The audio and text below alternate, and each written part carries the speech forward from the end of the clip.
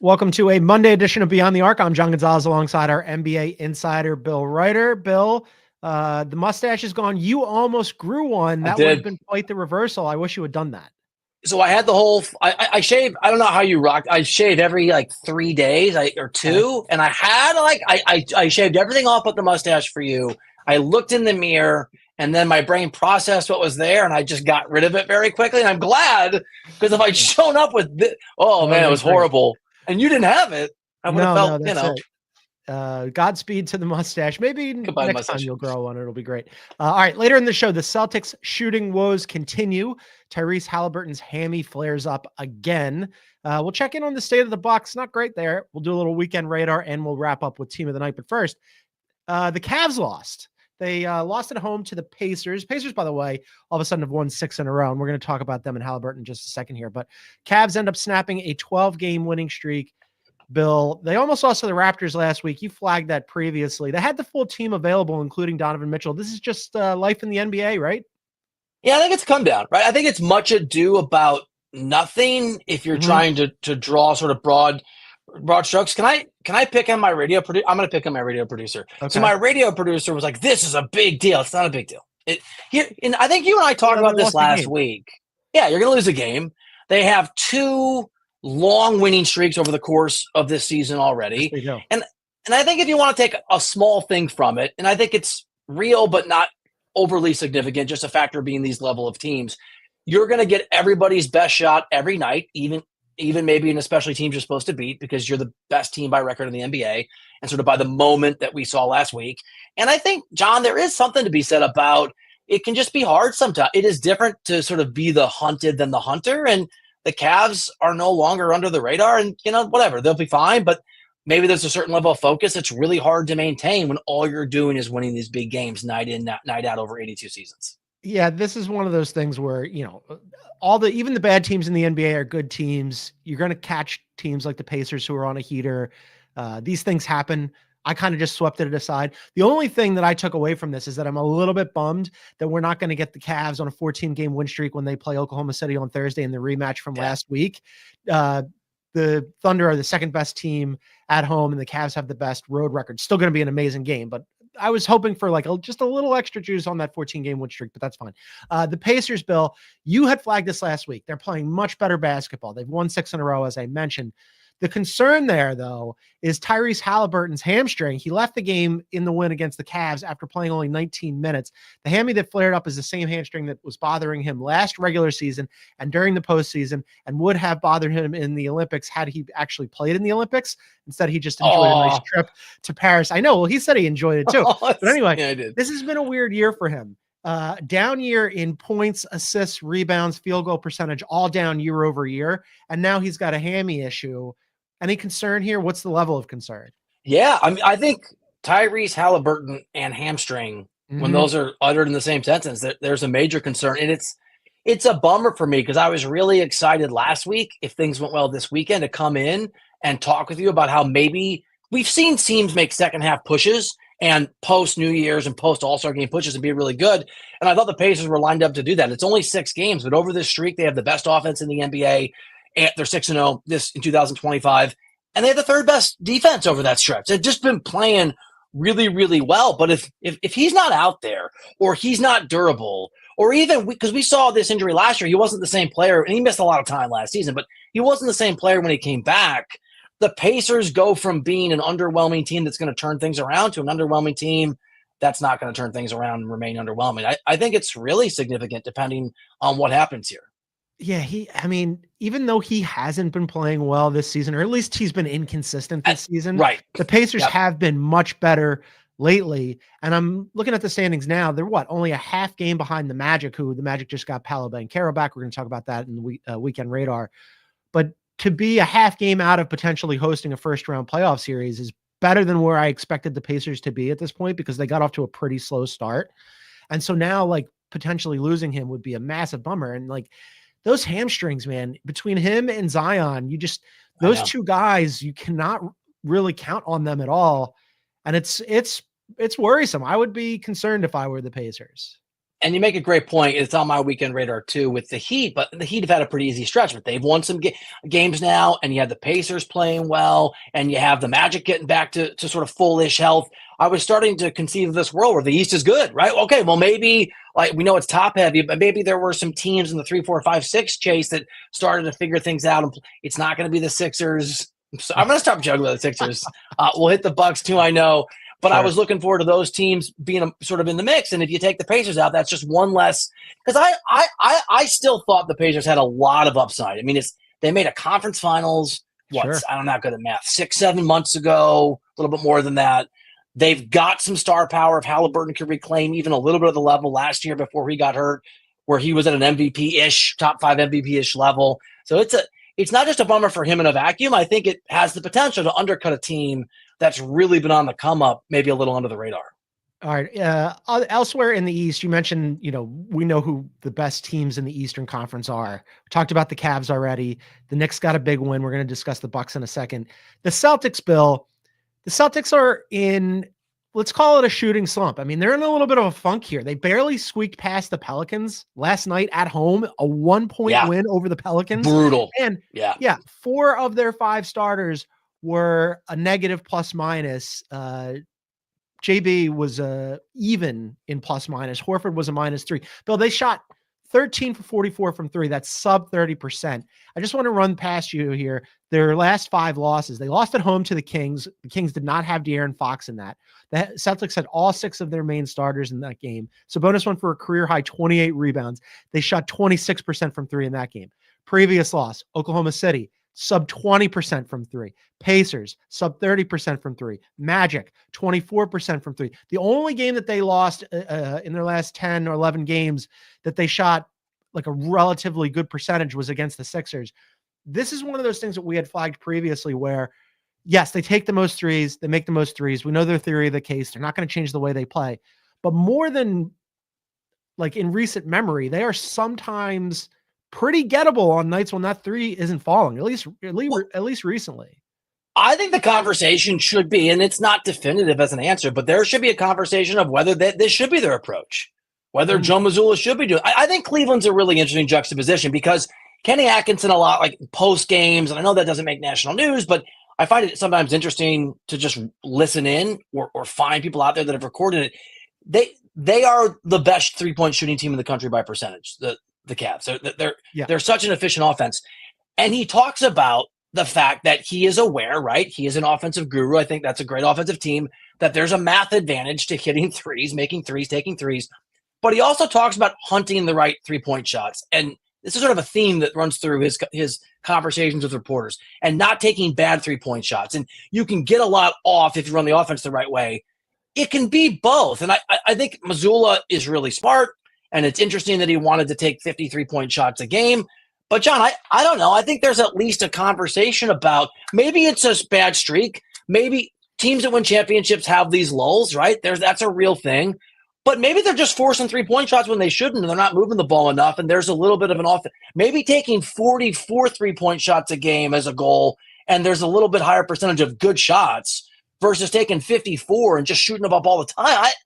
I think there's something here to be examined if you're the Celtics. Yeah, I mean, at this point, yes, I understand what the Celtics are doing. I mean, they constructed a team where their first 7 guys with Pritchard, 8 guys with Hauser, all shoot the 3 well, right? I have a hard time believing that all 8 of those guys, or at least the first 6, are going to slump this hard for the rest of the season. I mean, Derek White has been shooting abysmally lately. Yeah. So KP came back. Like, I just have a hard – Drew Holiday hasn't had a great offensive season this year, even though he's still really good defensively. I just have a hard time thinking, like, okay, they're all going to be this cold. But there is – when you're saying, like, at least having a thought about it, at least having a conversation about it, all of their losses, with the exception, again, of that fluke loss to the Sixers on Christmas Day, all of their recent losses have been really cold shooting nights. And that would give me pause when I'm looking at the box score after the game and I'm going, oh man, here you go. This is, I believe their last, 5 games? Yeah, their last 5 games, their offensive rating is last. Every loss that they've had a bad shooting night. And again, the Kings lost, no De'Aaron Fox, and they almost lost to the Pelicans last night. Like bad losses and bad wins. Man. Yeah, bad losses and bad wins. I would be at least thinking about it. But I mean, they're not going to change the way they were going to play this season, but it would give me pause. So it's interesting because adjustments matter, right? I mean, like last year, I wanted to look this up, make sure I wasn't wrong. Last year, they're the second best team in the NBA in 3-point shooting percentage. And obviously they took the most, but they took fewer than they take now. Maybe I'm seeing what the numbers tell me to see, but they're 14th in 3-point shooting percentage this year. And John, watching those games, there are just times where it's clear that Mazzulla's in their brain, just shoot. Like, not even open shots. They take so many threes that to me are like, what, you can get a three. Why not just move the ball a little bit more and get a little bit better open shot? You don't have to. It feels like they're forcing it sometimes. And you're right. Yeah. They have shooters. They built the team this way. Maybe I'm ascribing to them something that's just in the numbers that'll work itself out. But I think that they're trying way too hard to be the 3-point shooting team and not hard enough like Cleveland to be the right kind of 3-point shooting team. Yeah, I mean, to fall from second last season to middle of the pack this season in 3-point percentage is a problem, right? I mean, because you did build the team this way. You have an idea of, look, we're going to play this way. This is what we're doing. Everybody get on board with it. But when the shot isn't falling, that becomes problematic for them, especially against teams that there are teams that they should run through, right? I mean, they should not be, beating the Pelicans at home by 1. That's not the team that won the championship last year. Yeah, that's concerning, I would say. But again, I have a hard time believing that all of them are going to be this cold for this long. It's just like sometimes, do you believe like hitting streaks in baseball? When teams get hot, everybody's contagious. Everybody hits. Do you believe that shooting is contagious? I've never thought of it before. I've never believed it before, but maybe you can. Maybe the lack of shooting is contagious. I just no. I mean, they're taking 7 more 3-point shots per game, and their shooting percentage has gone down with basically the same team. So if you're going to tell me that a team is like having a bad streak over 6 games, statistical anomaly. If you're going to tell me that there's a huge change over 35 or 36 games, and you've changed dramatically how many you're taking, I'm going to tell you that it's in the approach and not in some statistical variance. Yeah, we're almost at the halfway mark of the season. Right. On Wednesday, we're going to be on CBS Sports Network. Everybody come and join us. We're going to do our mid-season awards. But yes, that's a good sample size. A sample size where they have fallen from second to middle of the pack. They are league average in every metric in terms of percentage from beyond the arc. And for a team that shoots that many threes, that would be a little concerning. All right, quick break. And then on the other side, talking about concerning, we're going to get into the Milwaukee Bucks, who are stagnant, Bill. They're a little bit stuck in the mud. We'll discuss that on the other side. This is Beyond the Arc. Sail GP is coming to Auckland, New Zealand. The City of Sails will be expecting a performance from the Black Foils and their driver, Peter Burley.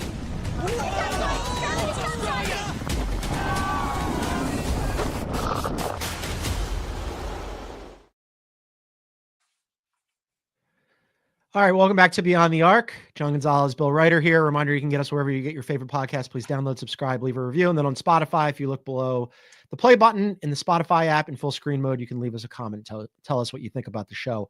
The Bucks, Bill, after getting themselves together 5-5 over their last 10, just clinging on to that 6th seed, they got absolutely smoked by the Knicks last night. Gave up 140 points. All 5 starters were double-digit minuses in that game. 4 of the 5 were -20 or worse. Andre Jackson Jr. was a -19. Single game plus minus, generally useless. This one I thought was pretty instructive that all of them were bad and got absolutely run off the floor. The Bucks are now 0-8 versus the top 3 teams in the Eastern Conference, the Cavs, the Celtics, and the Knicks. Earlier, we were kind of squinting going, the Bucks have kind of got themselves together. This, to me, is the biggest concerning thing, that you've played all 3 of the best teams in the Eastern Conference, and you have gotten ruined by all 3 of the best teams in the Eastern Conference. Yeah, Doc, you should have had the champagne. You should have enjoyed it while you could. Why not? Yeah, celebrate. The NBA Cup, you could have celebrated that thing. Let's suck the joy out of this moment on the premise it's going to lead to mediocrity in January. I think this just reinforces that they're not as bad as they're beginning, right? They're not a 2-9 basketball team over an 11-game sample size, and they're not as good. Do we think they were good as we won the NBA Cup? It's really a big deal. They're a mediocre team by standards of the Eastern Conference, and there's an inconsistency there. They're not great defensively. They haven't figured out who their third is. There a third guy? I mean, they don't really have help and weapons after Lillard and Giannis at this point. Middleton is. They moved Middleton to the bench, trying to get some juice out of it, change it up a little bit. Like, do you believe that? Because I know you tell me, because I am a Doc Rivers skeptic. I'm obviously not a fan of the guy.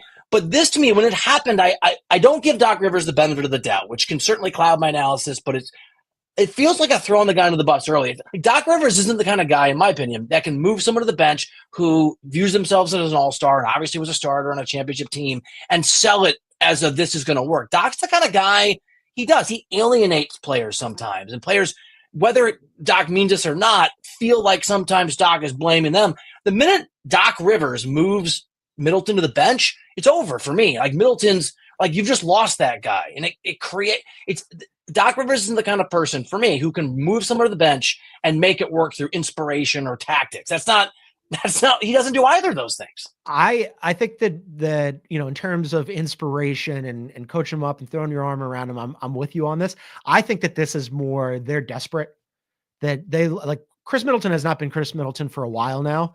And this team isn't performing well. They're middle of the pack, 15th in offense. They're 11th in defense.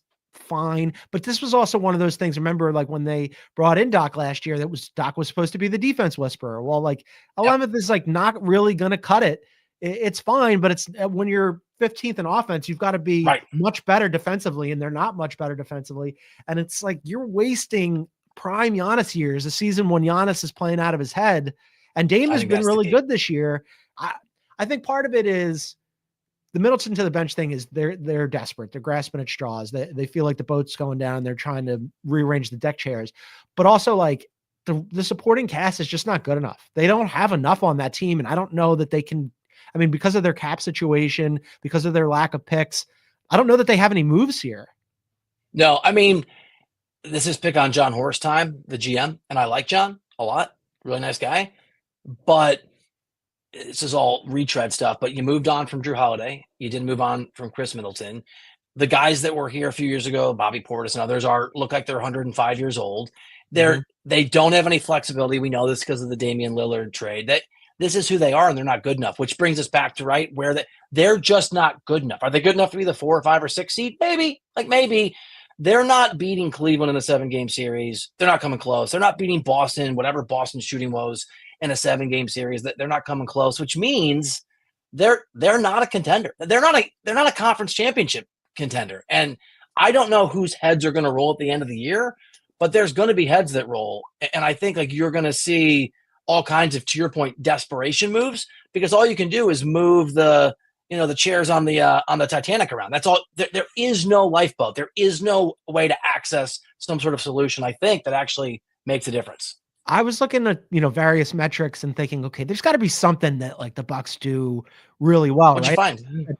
They're not much, right? I mean, again, like, they're average defensively, they're average offensively, their point differential is just barely above water. This is pretty solidly like a middle of the pack Eastern Conference team, right? Which is, if you're the Bucks, you look and have, an MVP candidate, one of the best players in the world in Giannis, and you go, this is all we can squeeze out of this. I'm with you that they're not going to beat any of the top 3 teams in the Eastern Conference. They haven't so far this season. Of those middle of the pack teams, do you like them better than the Magic? I don't. No. If the Magic are healthy? Better than the Pacers? What do I get from Halliburton? Yeah, that's a question there. Better than the Heat? Yeah.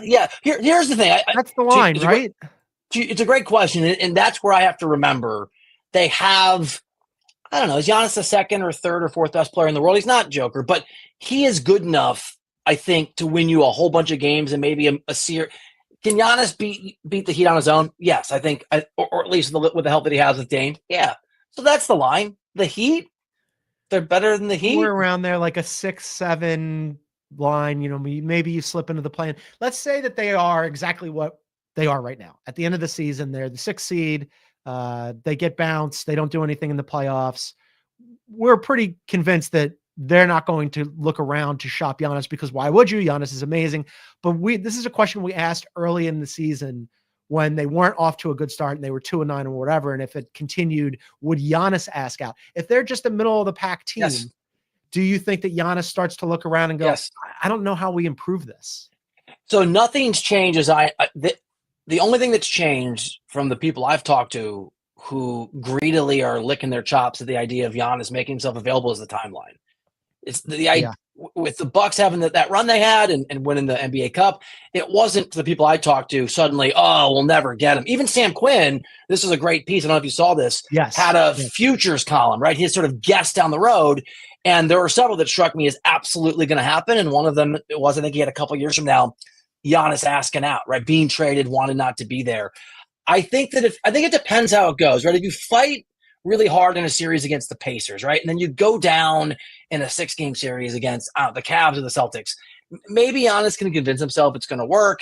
But if you lose in the first round, right? If you go down in the first round of the playoffs and you don't put up any fight, and Doc does, again, you correct me, John, if you think I'm being too personal here, because I don't like Doc Rivers. He doesn't like me.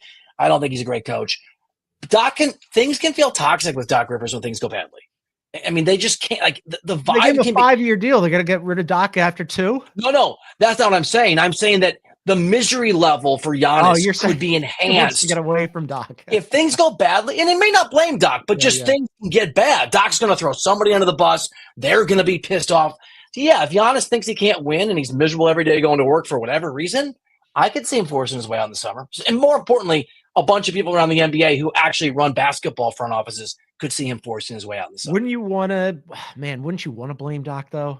I can't believe him. I'll blame Doc. That many years and that much money. I mean, yeah, it's a tough spot for the Bucks. They've got to be able to see the writing on the wall here, because if you're going to have a hard time beating the Cavs, the Knicks, and the Celtics, 3 teams that are really pretty much locked into their core for the next couple of years, then, I would all of a sudden, stop taking Giannis's calls. I'd avoid him in the hallway. Oh, everything's good. Yeah, I'll get back to you in a second. Noise cancellation headphones. Can't hear you, pal. I meant to return your email. You know what? Let's get something on the books. We'll do that next week. Can I real quick? Can I do a Sam Quinn style prediction? Please.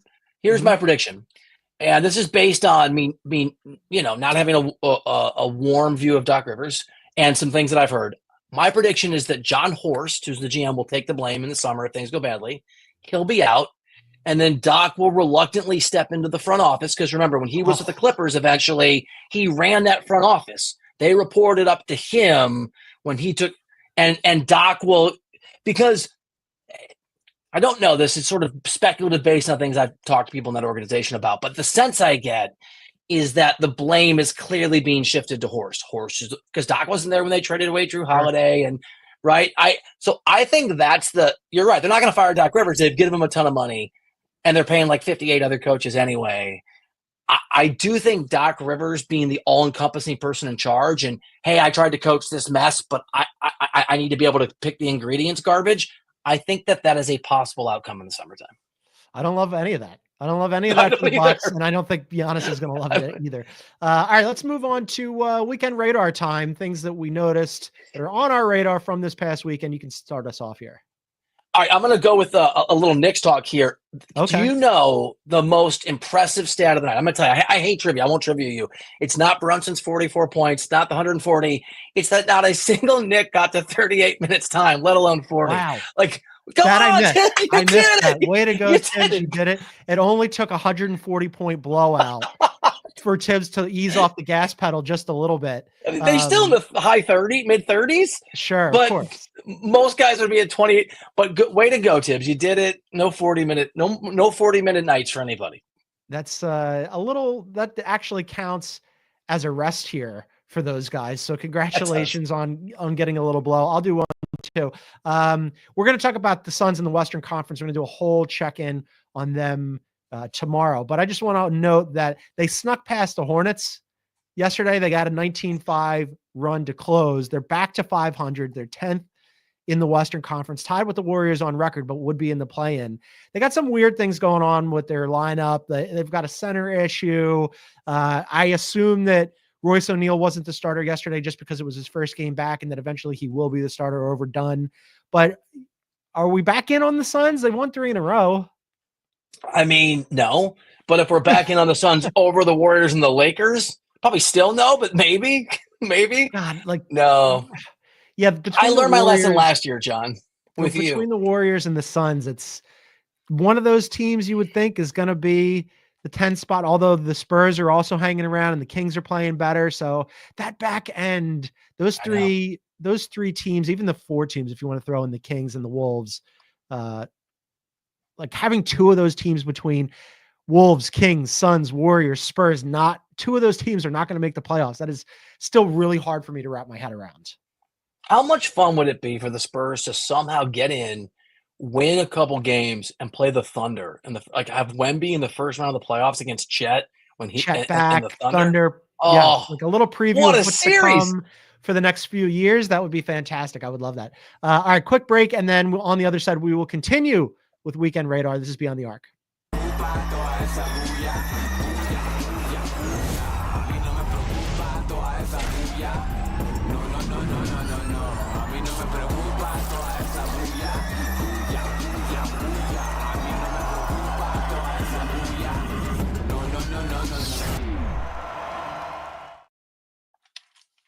All right, welcome back to Beyond the Arc. You can find us on YouTube at Beyond the Arc CBS. Please hit the like button, leave a comment, subscribe, hit the bell symbol. You'll get notified when we go live. We are live Monday through Friday, except for this Wednesday, but Monday through Friday, normally at noon Eastern. So come and join us on YouTube. All right, continuing with Weekend Radar, Bill, what else hit you? This one is not me trolling you. Paul, did you see Paul? Did you see Paul George saying that he's bored playing the 5? What the are you doing, PG? By the way, can I let you talk me out of this one. You're usually right. This is why I didn't want PG to be a Sixer, because even though he had the best year of his career last year, he brings this sort of okay, what's that character from Winnie the Pooh who's always down? Eeyore. He's got this Eeyore. All right, I'll play the 5. Bro, and he gave a whole I like chasing the little guys and playing them. Like, dude, just go out and hoop and try to turn things around. You're bored. You can use the word overwhelmed or frustrated or not as comfortable. I'm over it. I don't want to play the 5. Get out of here, dude. Get out of here. This was also on my radar. I was gonna pull out the sound, and then I was like, nah. The reason why I almost spit my water up there. Yeah, just because I was like, whatever. It's just shoulder shrug with this team.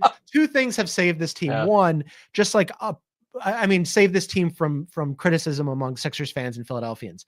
One is just fatigue, right? Everybody, it's been such a bad season. Embiid can't stay on the floor. They're losing games they shouldn't lose. They lost to the Pelicans without Zion. Zion got suspended because he missed. This was on my radar as well. Zion missed the Sixers game because he missed a team flight, and they suspended him for a game, and then he came back and played really well against the Celtics. But so the Sixers lose to the Pelicans without Zion. Then PG comes out and says he's bored, and there was fatigue from Sixers fans, so they just let it go. But also, I'm wearing an Eagles hat right now, as the Eagles played this weekend, and the city's all about the Eagles right now. But once the Eagles are done, once the playoffs are over, once the NFL is finished, it's just going to be nothing but ire for this team, disdain, anger, because they've had a terrible season, up to and including Paul George not playing well offensively. And then defensively, I think he's been pretty good. They've had to ask him to guard centers at times because he is switchable 1 through 5. He's a really good defender, and Embiid hasn't been out there, and Drummond has been hurt. But dude, bored? What are you doing? Get me bored. By the way, Nick Nurse, also on my radar. Nick Nurse is the biggest Eagles fan on earth. Not that this is an NFL podcast. I'm a little Eagles skeptical, and that Packers game was brutal to watch. Yeah, it wasn't great. Hurts was terrible. I had money on the Packers. But if every week the Eagles can sort of keep the magic going, it gives Nick Nurse so much cover. Just so much. Nick Nurse is like, Eagles parade, please, the whole way. I am a big Nick Nurse fan. I don't think it's a little bit of A and a little bit of B here. I don't think he's been great this season, but also he's been dealt a really bad hand. You Can't get Embiid on the floor. PG was hurt. Maxey was out early. McCain gets lost for the season. Oh, like you can't get any momentum. Like there's only so many levers you can pull in, different combinations you can try of like, hey, Kelly Oubre, we're going to need more from you tonight. It's tough. He's been tough. It's a bad situation for him. I need a timeline cleanse after the stupid Sixers talk. I was hoping we could get through just like one. You know what we need? We need one of those times. It was PG. It wasn't me this time. We need one of those signs like they had in The Simpsons for like how many days without incident have happened. We need one of those signs for how many days have we gone without talking about the Sixers, and we'll just hang it in the back behind me. Okay. We're once again resetting that thing to 0. I need a little timeline cleanse after the Sixers. I want to talk about Jimmy Butler. So Jimmy Butler and Pat Riley have been engaged in a delightful drama back and forth. The two guys absolutely hate each other. I don't know if you saw this, but I think it was like Friday or something. So Jimmy Butler owns Big Face Coffee Company, which is his coffee concern. He loves coffee. And he's constantly like putting stuff out into the ether about his coffee company. But he used his coffee company to throw shade at Pat Riley in a passive aggressive way. And it was delightful. We have the video here. Okay. He looks like he knows what he's doing. He is. This is our best guy right here. See that? See that? I gave you a compliment. That's what bosses do. We build you up. We don't break you down.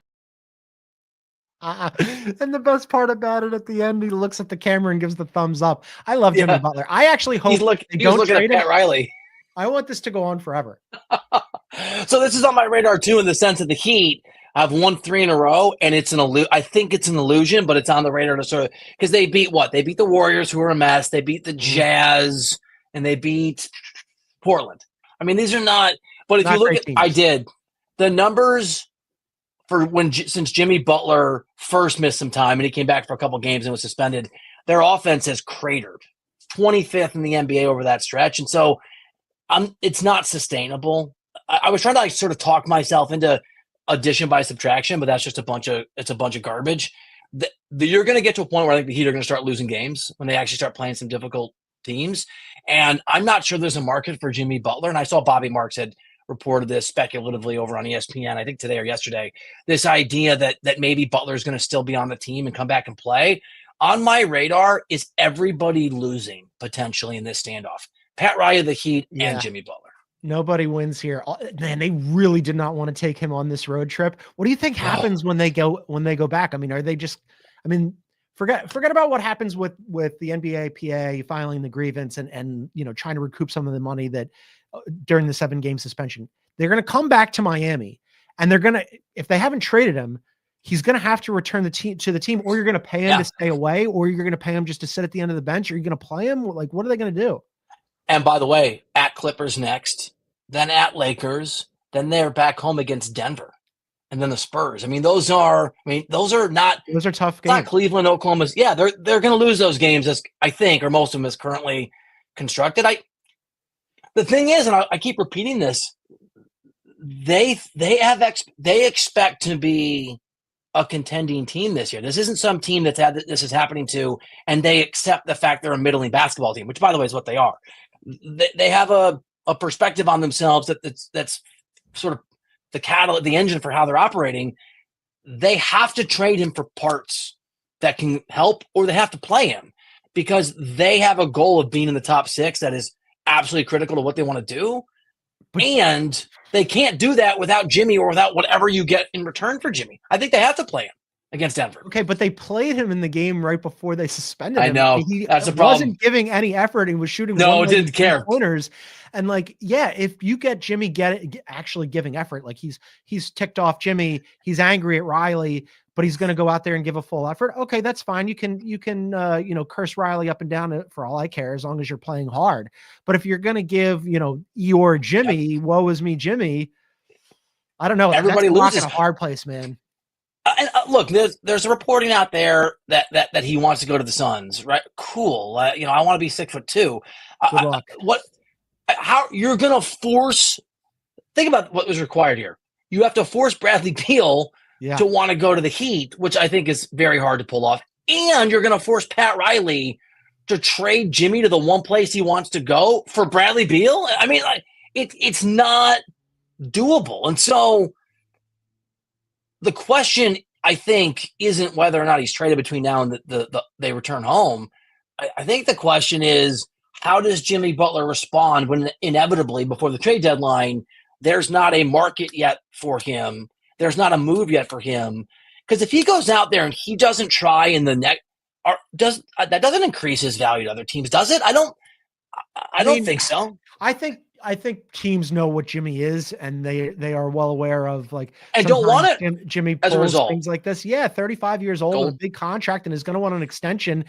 But you have to be convinced that if you're trading for him, if you're the Suns, and you can convince Bradley Beal to waive his no trade clause, and Bradley Beal previously said nobody's come and talk to me about this, so until I'm addressed, I hold all the cards. But let's just say, desperate. Yeah, for the sake of argument, that you convince him, yes, you'll go to Miami. And by the way, I don't know why Miami would want Bradley Beal, but all this in a vacuum, wouldn't. You have to be convinced that Jimmy is going to be happy if he gets his contract and play hard. And we've seen this over and time again. This is very reminiscent of the Ben Simmons is stuck on the Sixers and they got to find a team to take him. And I just don't see a James Harden swaparoo situation out there, which really bailed the Sixers out. All right, let's do another one here. Give me another one on your radar. I will go with I'm going to go with Denver here. A couple wins against really easy teams. It's not like it's, but just gotta sort beat of who's in front of you. quietly. Yeah, got to beat who's there. They have the best player on earth. Quietly, their record is, serviceably fine. They're not going to catch the Thunder. What are they, 9 games back or 9.5 games back? But we had a conversation last week about, and I think it was on CBS Sports Network when we did the pod on there. Who's the team if not the Thunder? And to me, it's Denver. And getting these easy wins that some other teams that we've noted have not gotten or have barely gotten, including the Celtics, maybe it builds a little bit of momentum and a little bit of help for a Denver team that I still think you get to the playoffs, you have a reasonable path, you're not in the play-in. Jamal Murray, maybe, like he always does, is a different player in the postseason. I don't know. Maybe there's a ceiling there for Denver that we're underselling a little bit because it's easy to forget they won a championship a couple years ago and they weren't that far off from advancing last year in the playoffs. Yeah, I mean, they've got the best player in the world. That always makes you a contender, right? And in any series, if he gets hot, they could certainly win. I want to see what they do with the deadline. They still need more shooting. I'd love to see, earlier it was, might they unplug MPJ and get Zach LaVine? I don't know that you need to go that far, but adding some a shooter like a Jordan Clarkson, somebody of that caliber. You love Jordan Clarkson. I just want him to go somewhere where it's not so much that I love him, as he has a very specific skill set. All of a sudden he's Liam Neeson in Taken, right? He's got a very specific skill set where you just hug him in off the bench and he's going to score some points, and their bench is really thin. So let me ask you, are you buying, are you doing a 180 on Westbrook being a nice addition? Because he's been fine. He's been good for them. Yeah. No, you're pretty critical of that. Yeah, I was. And I was too. Just because he's sometimes, he's such a high usage rate player and he thinks that he's Russell Westbrook from MVP seasons, and he's not. But if he's Russell Westbrook, who's just I'm going to give you a lot of effort every night, that guy plays really hard for all the negative things sometimes. And sometimes he takes really dumb shots. You're okay, maybe you don't need to pull up from 3 with 22 seconds left on the clock. But on the whole, yes, he's been good. I want to mention the Orlando Magic, who I love to talk about. Yeah, Al Bencaro came back. They got a W against the Sixers last night. He played 27 minutes. Previous game before that, they ran into the Wolves. They lost to the Wolves, but the Wolves are playing much better right now after adding Dante DiVincenzo into the starting lineup. Played 27 minutes in that game too. Bill, I think they're pretty solidly with Paolo back and then Franz Wagner coming back eventually from the same exact injury. I think they're pretty solidly the 4th best team in the East. Yeah, would you agree that there is a 2-tier at the top with the Cavs in Boston, then there's a lot of separation for me, and then there's the Knicks, then there's a lot of separation, and then you get into that next mix. And I'm with you, and Orlando was really impressive with their 2 best players gone. 3 best players gone. They're a plucky. They're hard to watch, but they're obviously well coached. They obviously buy in, and so. The idea that there's a ceiling there or maybe some improvement from last year that they can be dangerous, I don't want it to be true because it's hard to watch, but I'm here for it. It is hard to watch, but also I just want to give Jamal Mosley credit because without Paolo, without Franz Wagner, without Mo Wagner, who's out for the rest of the season, without Jalen Suggs for big stretches, a team that is hyper offensively challenged, even when you have the full complement, didn't really lose any ground. They're really good defensively, obviously going to be better defensively when they get these other guys back, gonna improve significantly in a team that, really struggles at the offensive end of the floor, but just like to be that functional and that competent, he has done such a good job. It's such a great hire going back. I mean, they are such a well-run organization, and I don't know that we have all paid, or I have paid enough attention, because they're not fun to watch. I mean, they're not a league pass must, but they're very well constructed and very well. Goga doesn't do it for you, just like lumbering up and down the floor. Oh my God, dude. Even when they were healthy-ish, it was like 89 to 82 wins. But it's a tough watch. But man, they figure out ways to stay competitive and win games like they did last night. They should have probably lost that game, and they pulled it out. Let's do one more each. So I just got a really impressive performance from Brooklyn, doing what they got to do, finding a way to lose games. Yep. Exactly what Sean Marks needs from these guys. Just that's commitment to losing. They lost to the Jazz last night by 1 in overtime, and John Hollinger from The Athletic tweeted out that because they were like jockeying with their personnel, right? Like obviously neither team wanted to win in terms of like tanking down the line, but he tweeted out that he was waiting for one of the teams to challenge a call that actually had already gone in their favor. Like, just review that. That's funny. Very funny. Last one for me at the other end of the spectrum, and I'm going to bring this up with Sam Quinn on CBS Sports HQ later on today when we're on Spotlight. But the Kings are now the hottest team in the NBA. They have won 7 in a row, Bill. Look, you and I both are fans of Mike Brown. We didn't think it was a Mike Brown problem, but Doug Christie comes in, and the players are just like gushing about this guy. They're winning games. They beat the Bulls on the road. They've got the longest streak in the NBA now. It's like, look, I didn't think it was a Mike Brown thing, but like maybe it's a positive Doug Christie. You change the guy and people are feeling good thing. You're more cautious than them. It was a Mike Brown thing. I mean, like that's the take. It was clearly. I mean, you win 2 games in a row, or like a little honeymoon period. I mean, it's been a minute now, and it was a Mike Brown problem. Whatever the reason. Malik Monk last week had said, he was a player and he knows how to talk to us. And I was like, oh, danger. And then Domantas Sabonis talking about the vibes and how good the vibes are. And like, none of them mentioned Mike Brown by name, but like, it's kind of like, tell me you're talking about Mike Brown without saying you're talking about Mike Brown. Tell me you hate Mike Brown without telling me you hate Mike Brown. Crazy, wild. But anyway, the Kings, they're fun. And we're going to get into them at length tomorrow when we do our Western Conference check-in. All right, let's wrap it up with Team of the Night. You got to tell me if this is allowed. I don't know if I'll need a ruling if this violates the rules. It's sort of like a Always Sunny in Philadelphia crossover with the show about the school. But I'd like to go with FC Barcelona for their massive victory and destruction of Real Madrid. If that's not allowed, I'll take the New York Knicks. Yeah, if not that, I'll take the Knicks kicking the you-know-what out of the Bucks. But in spirit, Visca Barca. Thank you. I can't wait till we're going to be on, again, CBS Sports Network on Wednesday with our mid-season awards show. I can't wait till they throw up the Team of the Night graphic and the Barca badge is on there. And people are going to be like, how and why? Our Team of the Night standing. Very, very confusing, up to and including for that. It's 4th time for the Knicks. We'll say the Knicks won this one. It should be the Kings. I'm not going to go with the Kings because they somehow lead this ranking. I'm going to go with the Nets. This is going to be a tongue-in-cheek one for all the reasons you just said. Great loss by the Nets last night, figuring out a way to go under the Jazz as those 2 teams jockey for position and tanking. That's just a competent tanking team. Professional tank job by them. Nice job by the Nets. All right, that's going to do it for us. We're going to be back at it tomorrow live on you. 3rd time for the Nets, by the way, Team of the Night. I believe all 3 of those were tongue-in-cheek wins for them, but we'll check on that. Back at it tomorrow. We're going to be live on YouTube at noon Eastern. You can find us over there at Beyond the Arc CBS. But for now, for our NBA insider Bill Ryder, I'm John Gonzalez. Thanks for tuning in, everybody. See you tomorrow.